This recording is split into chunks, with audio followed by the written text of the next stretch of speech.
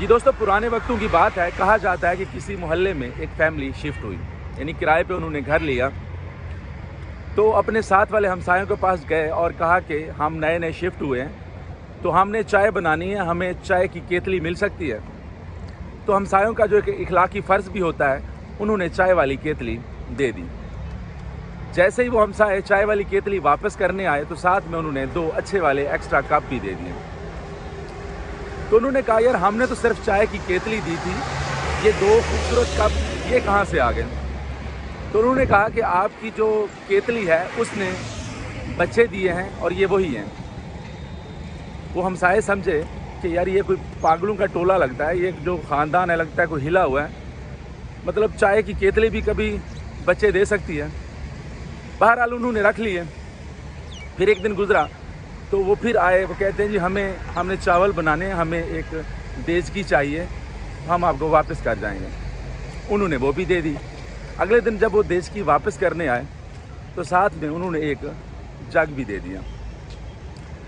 अब हमसायों ने फिर पूछा कि हमने तो सिर्फ आपको एक देचकी दी थी, अब ये जग कहाँ से आ गया?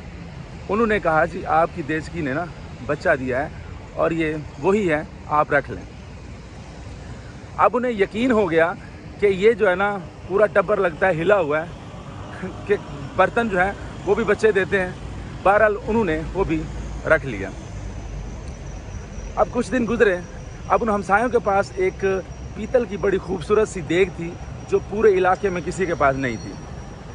असल में ये सारा वो कारनामा उसी लिए सर अंजाम दे रहे थे वो जो नए हमसाए आए थे। तो दोस्तों, उन्होंने आके कहा कि हमें पता चला है कि आपके पास पीतल की देग है, हमने कोई बड़ा फंक्शन करना है और अपने सब आसपास हमसायों की जो है ना हमने दावत करनी है, तो लिहाजा हमें आपकी वो देग चाहिए।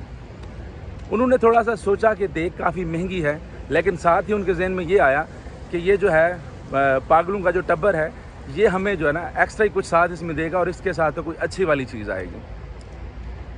तो दोस्तों ऐसा ही हुआ, उन्होंने वो देग दे दी। 2 दिन गुजरे, 4 दिन गुजरे, देग वापस ना आई। अब वो सोच में पड़ गए कि और पूछने चले गए कि पहले तो दूसरे रोज़ ये वापस कर गए थे, आज हफ्ता बीत गया, ये वापस करने नहीं आए।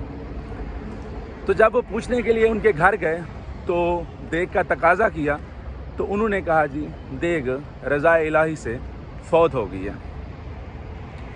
वो जो गुस्से में आ गए, ये बात जो है ना लड़ाई झगड़े में बदल गई और बात गांव के चौधरी तक जा पहुंची। परे पंचायत हुई, वहाँ पे सब दोनों फरीकैन की बातें सुनी गई। तो बात खुल के ये सामने आई। उन्होंने कहा, जी ये सामने बैठे हैं, ये पूछ लें, पहले हमने इनसे केतली ली, इनके बदले हमने कप दिए। हमने कहा, जी कप आपकी केतली ने जो है वो पैदा किए हैं, और फिर इन्होंने देचकी दी। हमने कहा, जी ये जग इसने आपकी देचकी ने पैदा किए हैं और इन्होंने रख लिए। आज जब हम ये कह रहे हैं कि आपकी जो है ना देग फौत हो गई है, तो ये लोग मानने से इनकार कर रहे हैं। अगर आप समझदार होते तो आप पहले ही इनकी चीज़ें ना लेते, और आपके दिमाग ने काम नहीं किया। अब जब ये कह रहे हैं, आपने जहाँ पे उनकी वो 2 बातें मान ली, तो देग भी फौत हो सकती है। जी दोस्तों, आपको बात सुनाने का मकसद ये था कि हर वो चीज़ जो हमारा दिमाग नहीं मान रहा होता, उसमें कोई ना कोई लालच ज़रूर होती है और उसके पीछे बहुत बड़ा नुकसान भी हो सकता है। अक्सर आजकल के दौर में जैसे आपने देखा कि बड़ी बड़ी ऐप्स चली होती हैं और लोग उस पर पैसे इन्वेस्ट करते हैं और कहते हैं इसके बदले हमें डबल मिल जाते हैं। वो एक दिन गुजरता है, 2 दिन 2-4 लोगों को बढ़ा के पैसे मिल जाते हैं, और जब उनका टारगेट जो स्कैम करने वाले वो लोग, उनका टारगेट जब फिट होता है तो वो अपनी ऐप ही रिमूव करते हैं और बाद में बहुत सारे लोग सर फटक के रो रहे होते हैं। तो दोस्तों, अवॉइड क्या करें हर उस चीज़ से जिसमें आपको जो है ना लालच नज़र आए या आपका अक्ल तस्लीम ना करें। उम्मीद करता हूँ आपको मेरा ये व्लॉग अच्छा लगा होगा और जुड़े रहेगा मोटिवेशन विद इफ्तिखार बड़ैच। शुक्रिया।